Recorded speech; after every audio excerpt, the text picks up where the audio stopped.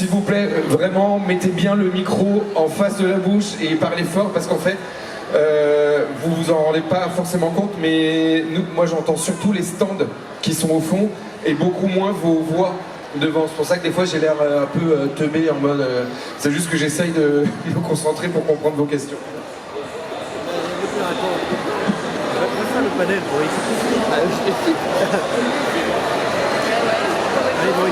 Je crois que je vois James apparaître. Oui. Je vois déjà James.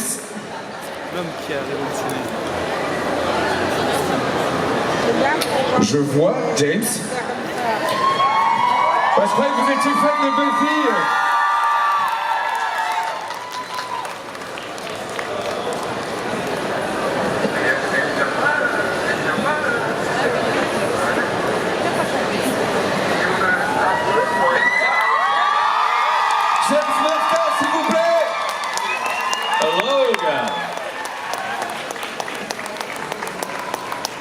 Donc on commence tous les... all.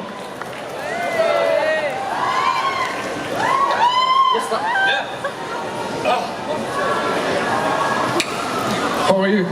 I'm really good. I love conventions. I've been coming to conventions since I was 13 years old, dressed as Spock. And I had a good costume too. Il va super bien, il adore les conventions. Il dit moi je fais des conventions depuis que j'ai 13 ans et je venais en cosplay en Spock. Yeah. Il dit j'avais un super costume. I had pointed ears, perfect phaser, communicator, tunic, eyebrows, and a big blonde afro. I couldn't control my hair back then. Il dit j'avais les oreilles pointues, j'avais les transmetteurs, j'avais les sourcils, j'avais là une super tunique et une énorme coupe afro blonde. Il dit ouais à l'époque j'arrivais pas à contrôler mes cheveux donc. But all the girls wanted to talk to me because my communicator was seriously the best at the whole convention. Yeah. Et toutes les filles venaient me voir parce que mon communicateur, enfin mon transmetteur, c'était le meilleur de tous. And this was back when, this was a long time ago. These are the very first fan conventions, like in the world. This was back in 1973. And 1973. So, yeah, so like I helped start, as a fan, helped start conventions. Ouais.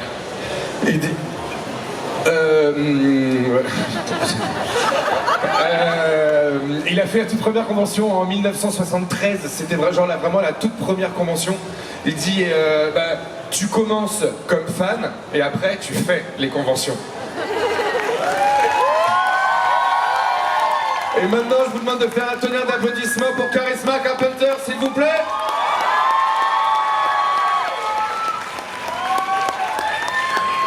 Je vous entends pas. What? Where you How did you get here? What? Oh my God! It's been so long. So good to see you. It's been a while. Hello. So close. I know. There we go. I need space. I'll just have to ask you because we have a song. So about you really speak like close to the mic, otherwise. Can you hear me?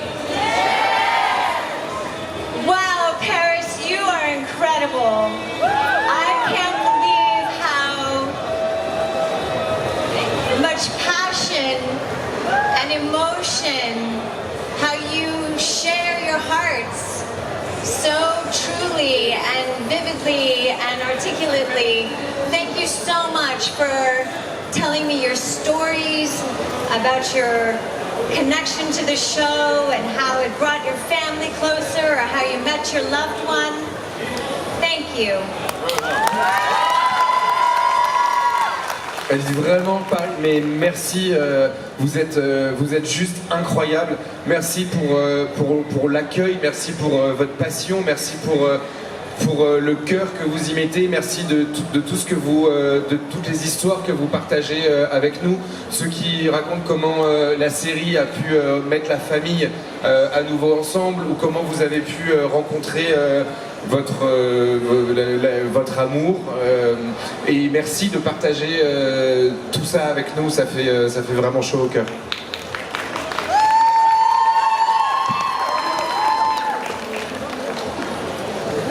Ready for questions? Oh yeah. Let's go.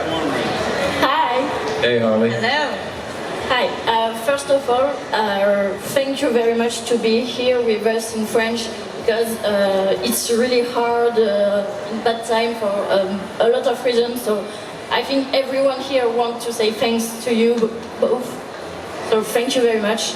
And yes, I have a question for James because yesterday you told us that they wanted you to play Spike as a heartless and soulless vampire, but you knew that fans wouldn't like it, so you just don't. You don't do it, and it works because originally that characters were supposed to die in few episodes, but because you didn't play it like they wanted, because all people really loved your character, they loved your work like you did it.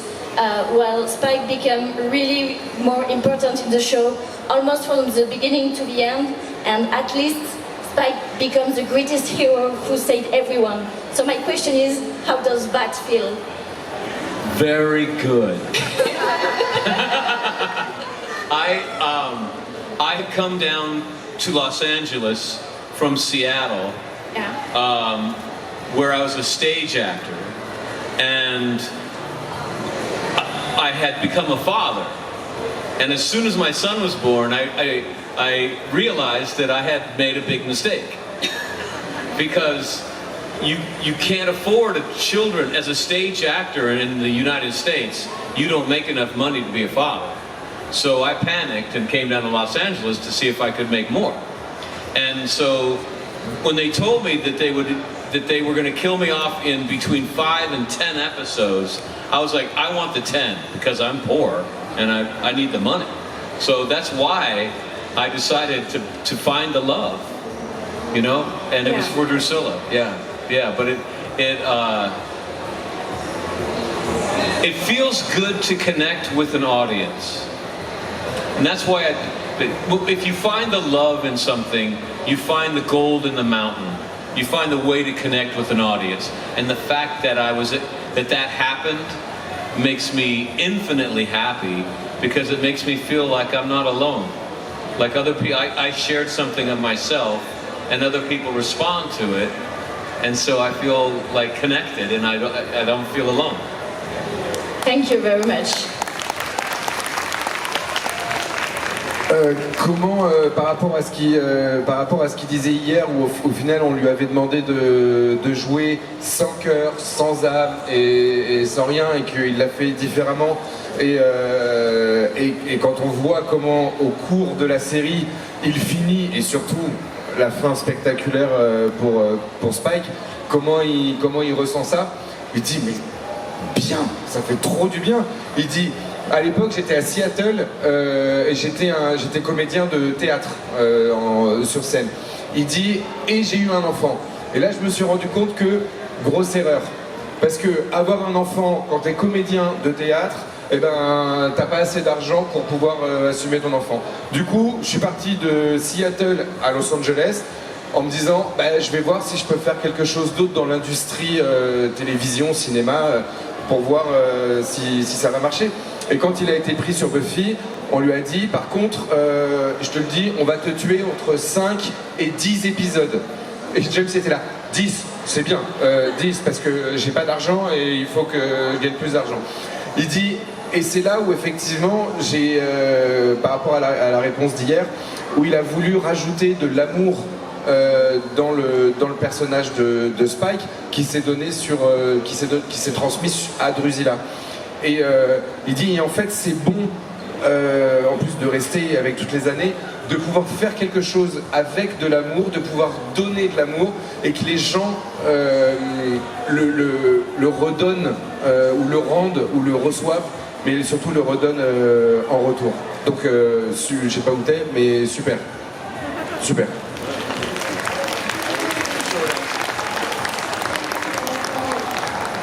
Hello, nice to meet you. J'ai une question pour Charisma. Son rôle de Cordelia a beaucoup évolué entre Buffy et Angel. Et j'aurais aimé savoir si elle a subi la même évolution et quelle version lui ressemble le plus. Non. Si Charisma, elle, dans sa vie privée, avait suivi la même évolution que Cordelia? Oui. Cordelia has a big changes between who she is in Buffy and who she is in Angel. And he wants to know if you, in your personal life, Charisma, if you went through the same changes, and if you, si elle ressemble à Cordelia, ou, and if you have some, if you share some characters traits with her. I'll be short. Yes, I think it's impossible to not grow as a person over a decade. I think too, the promoters or producers, the creators of the show, without realizing it, created a character that allowed me as a person, Charisma, to come into her power, to say no, to stand up for herself, which in season 4 I had to do a lot as a pregnant person working on the show. So it is a very well-known history at this point, but I think that Cordelia helped me as a person find my voice.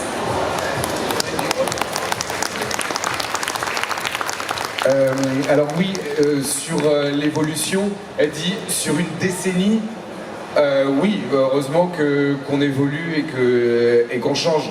Elle dit pour ce qui est de Cordelia, elle dit je pense que les producteurs et les scénaristes se sont pas forcément rendus compte que en faisant évoluer Cordelia de cette manière-là, moi, Charisma, il me faisait aussi grandir parce que j'ai appris à dire non, à me défendre et surtout dans la saison 4 en tant que femme enceinte et maintenant tout le monde est au courant de l'histoire.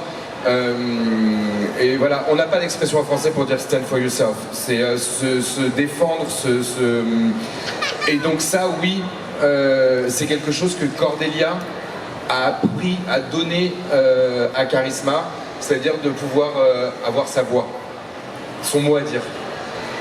Thank you.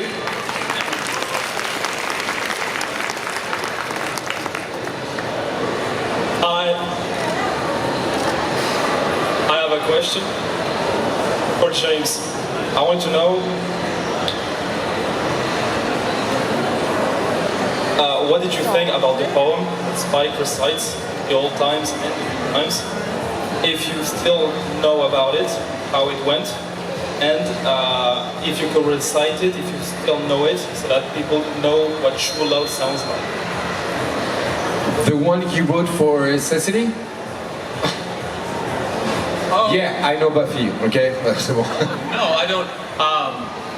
I don't remember so much about filming. When you work 12 to 20 hours a day and you sleep for about 4 hours a night for 9 months out of the year for 7 years straight, your short-term memory dissolves. We used to play a game with each other on Buffy. At lunch, we would say, quick, what did we film this morning? And the person would be like, I got nothing. I don't remember it. I'm just trying to remember my lines for the next scene. That's all the brain power I've got right now. So this is true for television actors. Not just Buffy, but any show. Like any show is like 12 hours a day. Buffy went more, Angel went more. But they often ask actors, do you remember this specific scene? Do you remember this specific line? And we say no, and it looks like we don't care. But the truth is, we cared so much, we were working so hard. When you get that tired, you don't remember. So So it's just that we were working really long hours. But no, I don't remember the poem. Yeah. Donc non, il peut pas se souvenir du poème. Il dit en fait, pour ce qui est du tournage en soi, il y a tellement de choses que j'ai oubliées. Il faut imaginer qu'on travaille 12 heures par jour, 6 jours sur 7, 9 mois sur 12. Testing. Merci. Non, il marche plus. Ah, ça y est, il est revenu. Thank you. Et ça pendant des années, il dit c'est impossible de se souvenir. Il dit on avait un jeu sur Buffy au moment du déjeuner où on disait vas-y rapidement, toi, qu'est-ce qu'on a fait ce matin, qu'est-ce qu'on a tourné. Je sais plus. Il dit parce qu'en fait on est concentré sur les prochaines lignes de texte qu'on va devoir tourner dans l'après-midi. Il dit c'est pas que sur Buffy. Des fois les gens ils disent est-ce que tu te souviens de ce texte ou de cette scène. Il dit et les gens ont l'impression qu'on en a rien à faire. Il dit c'est le contraire. On était tellement investis, on travaillait tellement, on est obligé à un moment de mettre erase, enfin tu vois reboot parce que sinon il y a trop. Et c'est pas que Buffy, c'est toutes les séries télé, c'est comme ça, parce que c'est nombre d'heures incroyables et qu'on peut pas retenir.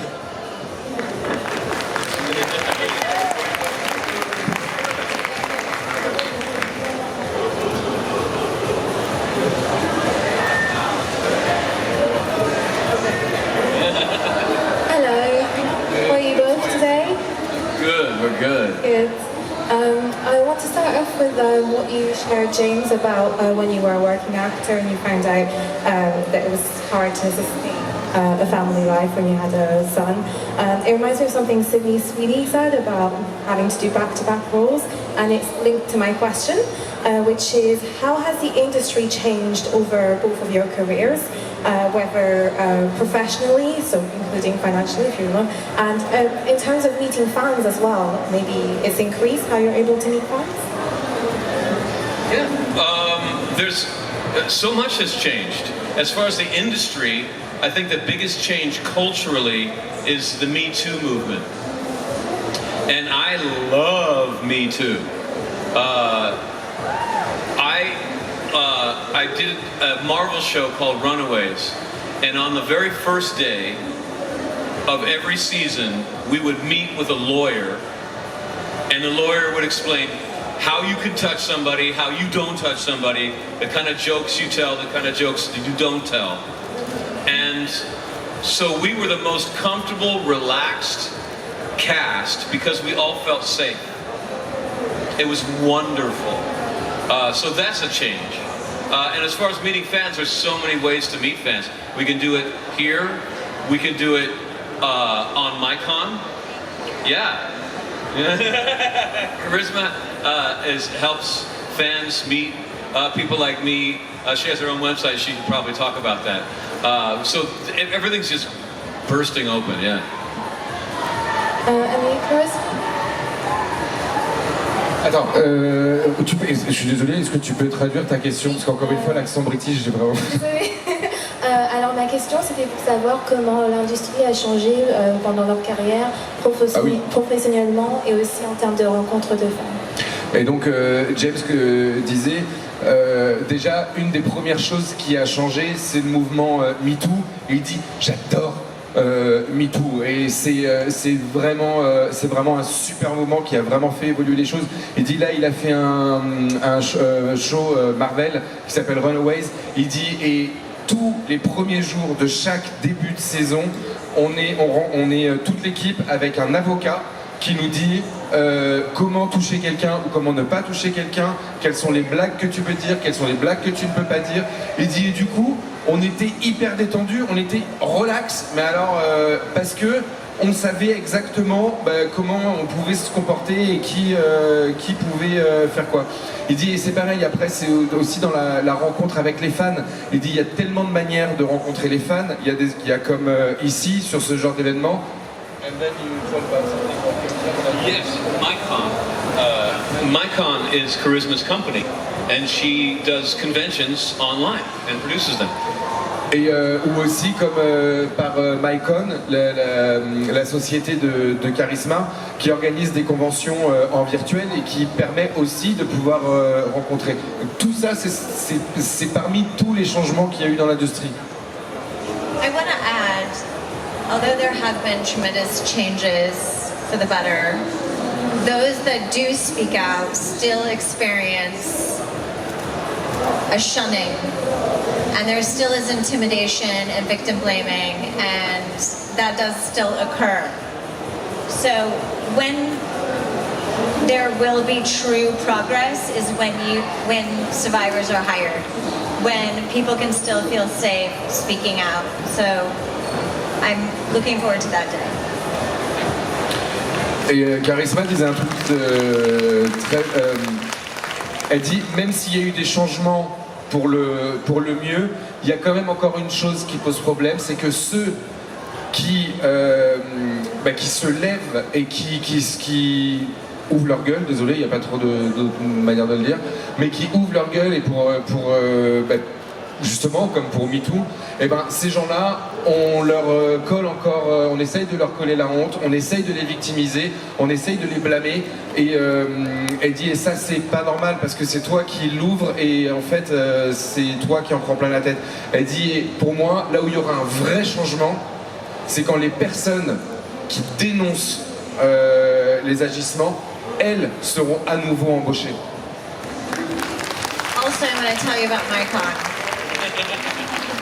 Mycon is a platform that I started during the pandemic when these in-person cons stopped happening. And there was an entire community of people that were feeling alone, and they were feeling disconnected and had no way or outlet and scared, right? We were all scared. So I would get DMs often asking for words of encouragement during the pandemic. And that was the origin and the reason I started Mycon. And then I created it, then I took it down for 9 months, and now it's back. And I had James on for a meet and greet. And it was awesome. It was awesome. It's, there's a lot of noise here. There's a lot that I want to give back to my fellow artists so they have multiple streams of income when they aren't working, because it's hard to believe, but actors spend more time not working than working. So in order to kind of open up our ability to earn and support our families, I wanted to create a space for that. And moreover, create a space for fans where you can sit with James and myself and other artists that I hope to build and grow. 10 minutes with them, instead of 2 minutes for $75. It's very expensive on other platforms, and that's my way of saying thank you to the fans. And I hope you log on at mycon.live. Thank you.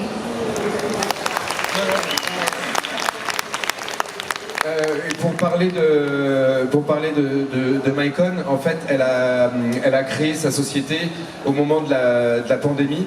Déjà parce que toutes les conventions, tous ces moments de partage en réel, en physique, en face à face, ne pouvaient plus avoir lieu.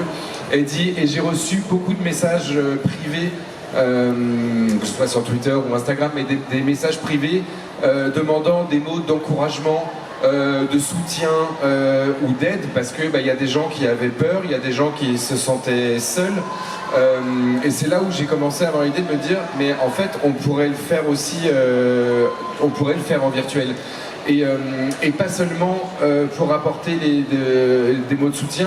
Elle dit, mais aussi pour les acteurs. Elle dit, j'ai aussi envie de rendre à mes collègues le fait, c'est aussi un moyen quand même pour eux de gagner de l'argent, parce qu'il ne faut pas croire, mais les acteurs passent plus de temps à ne pas travailler qu'à travailler. Elle dit, et on a aussi des familles auxquelles on doit subvenir et tout.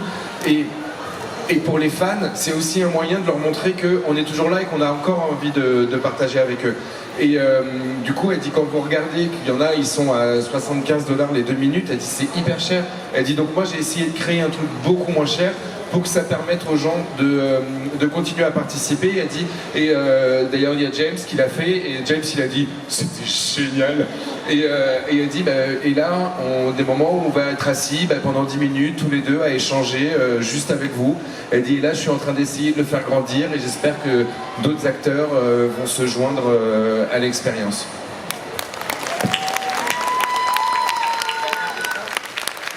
Dernière question, last question. Wow, so fast. So fast. Hello. Hello. Je voulais savoir, qu'est-ce que vous avez pensé de la fin d'Angel et est-ce que vous auriez aimé une évolution différente de vos personnages? What do you think, or what did you think about how Angel ended? And would you have liked to have another ending? Yeah, Cordelia comes back and saves the day, and we get season 6. That would have been great. Il dit, ouais, Cordelia, elle revient, elle sauve tout le monde, et on aura une saison 6. Yeah.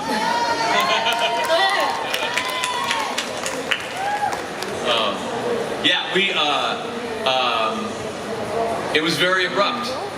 You know, they didn't have time. They found out that they were canceled. We found out that we were canceled right at the end. So they couldn't save up enough money. They had no extra money to make a big finale for the series. And they tried to wrap it up as quickly as they could. A lot of shows that get canceled late in the season, it just ends. There's no ending at all. It just stops. But they tried to make an ending of some kind that was satisfying, but it was almost impossible. Yeah. Yeah, my ending was rather abrupt as well. Yeah. But I'm ready to put it to bed and move on to do other things, or a reimagination would be lovely, but I would love to work with James, obviously, and many of my co-stars are fabulous people, and that is true. But I'm ready to move on. Yeah. En fait, il a expliqué que sur Angel, la série, elle a été annulée vraiment à la toute fin de la série. Et du coup, ils n'avaient pas pu garder assez d'argent pour pouvoir faire un final explosif. Il dit donc du coup, ils ont essayé de faire comme ils ont pu avec les moyens du bord pour essayer de faire quelque chose, mais en fait c'était tellement abrupt comment ça s'est arrêté. Il dit, et c'est pas que Angel, c'est toutes les séries où on leur annonce que c'est à la fin, genre à l'avant-dernier épisode ou même 2 épisodes avant, l'argent est déjà dépensé, l'argent il est sur une saison. Il dit, et c'est pour ça que ça s'arrête net et puis et il n'y a pas de suite.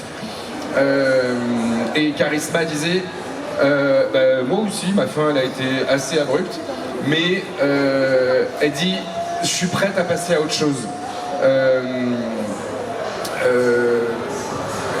On a les choses, voilà, elle adore travailler avec James, elle a adoré travailler avec ses autres co-stars, mais et ça elle aimerait pouvoir retravailler avec eux, mais en termes de Angel, on tourne la page et on ouvre un nouveau chapitre.